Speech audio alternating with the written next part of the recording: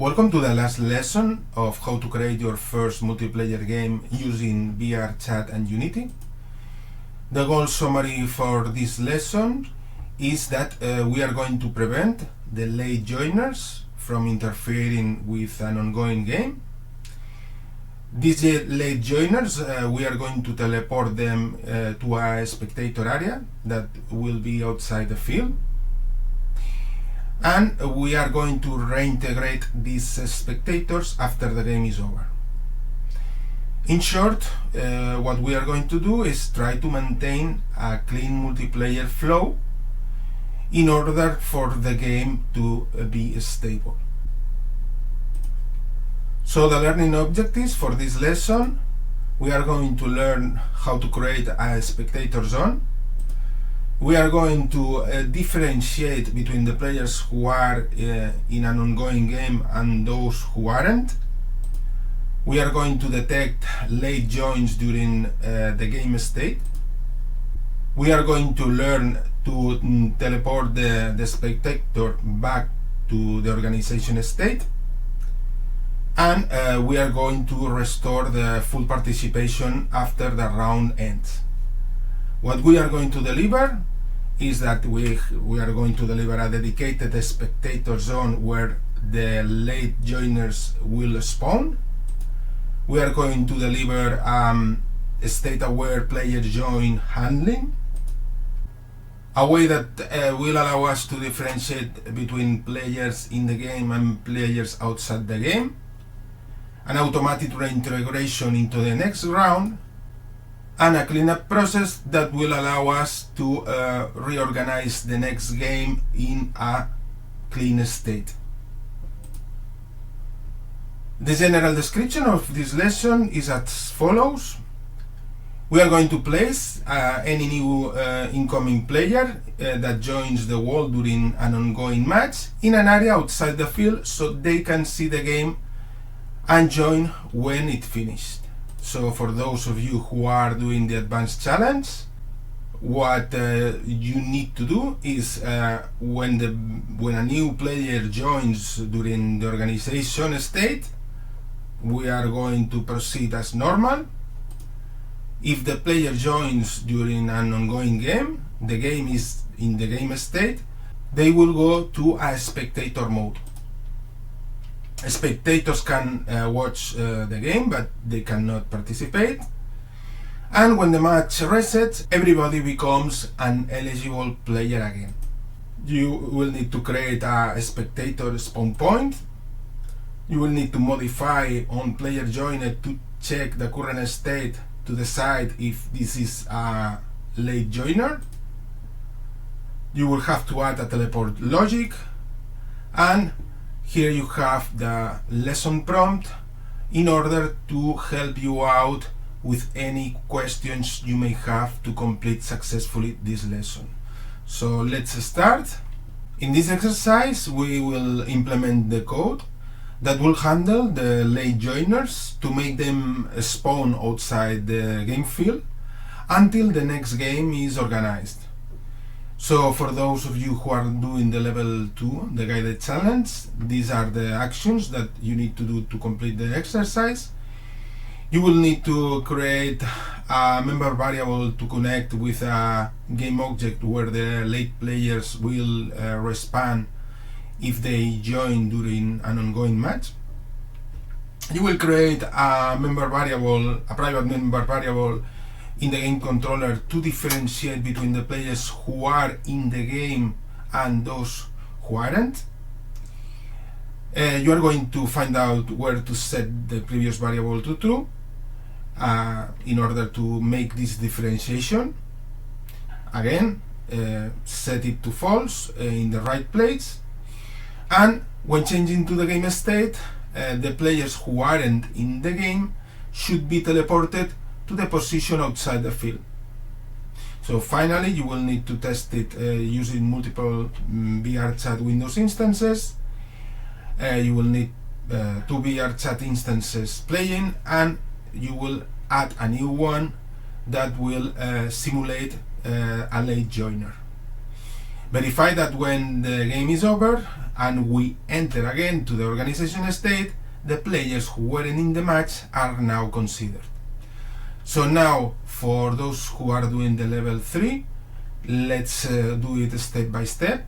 So let's start by creating this new respawn position in a closed area. Okay, so what we need to do now is we need to create a new area where we will enclose the spectators. So that's what we are going to do in a similar fashion that like we did with the walls. So let's do it.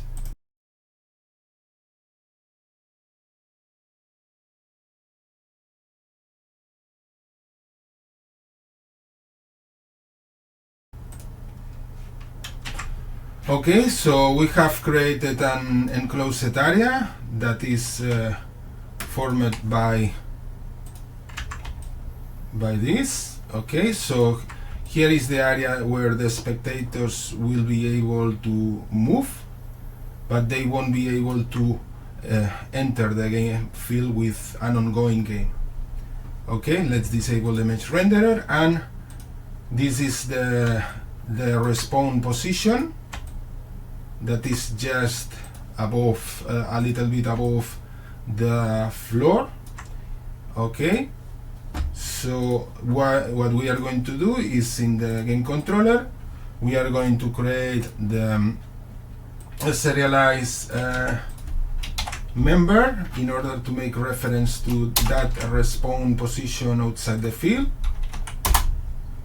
and we are going to initialize it.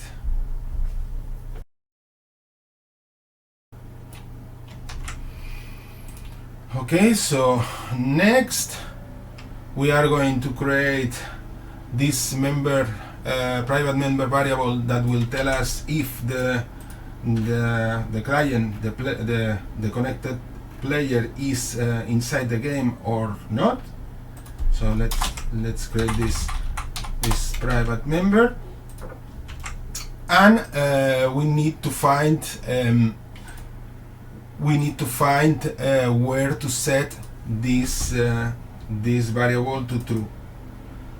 So where we are going to set to true? We are going to set to true when we receive the message request master to start the game, because this request master start game method is executed in all the connected clients, but it's the game the only one who finally decides when to enter the game state.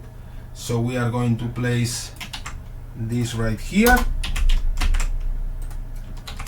and about the place where this private member should be false is initially the value is false, but we also need to reset it to false when the game is over. So in the game over state, when we transition there, we are going to set the game to over. We are going to set the value to false. So we are resetting the whole state so we can start over with a new game. What we need to do now is just to program the way that any new incoming player that joins during an ongoing match is going to be teleported to the new spectator area. So what we need to do is when we are transitioning to the game state, we are checking this private member variable that we have created. If this variable is false, means that this is a late joiner. If it's true, it means that the player joins normally.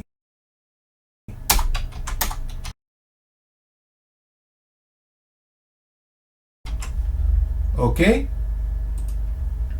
so next what we need to do is to test it.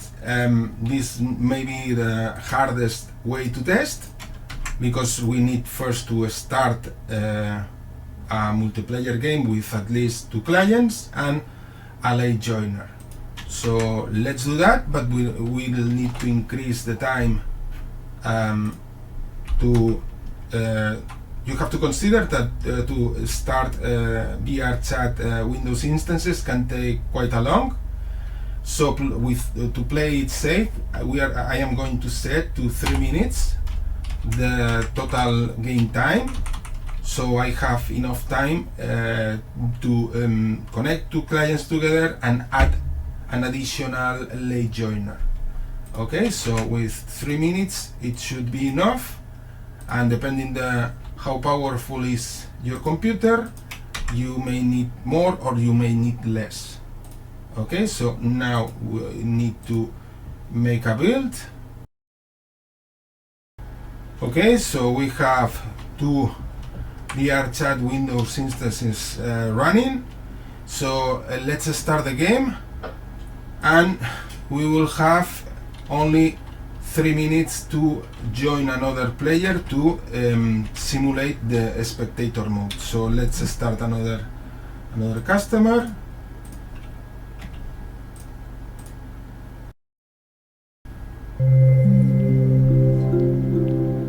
Okay, so the new player is about to join the world, and he should be teleported to the spectator area if everything goes as planned.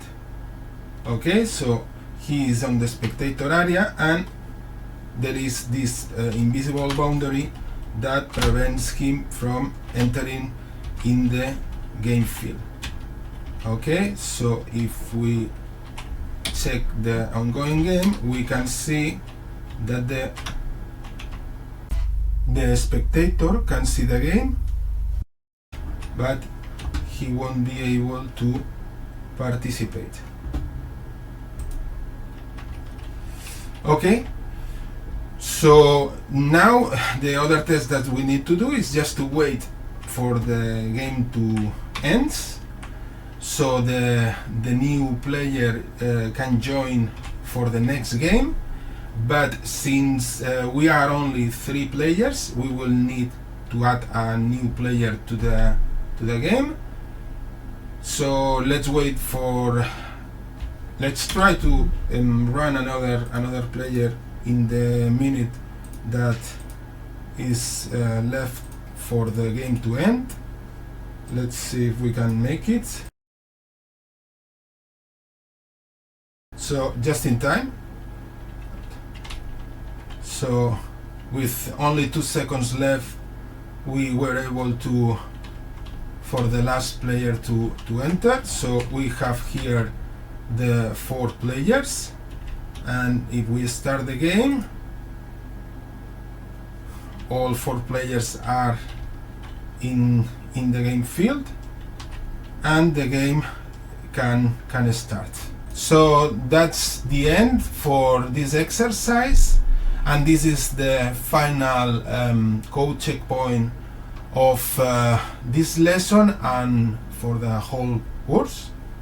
So in this lesson we now have full support for the players who are joining late into the game, a safe spectator handling, we have a clean reintegration into the matches, and we have a professional multiplayer flow. If you want to consider an extra challenge, you can consider to implement these features. You can include sounds during the game. Sounds, for example, like scoring a goal or the end of the game. This is a feature that is easy to implement. Another feature that is easy to implement is just display a congratulations message for the player who is scoring a goal. And something that is harder to do, implement a system so you can pass the ball to another player of your team.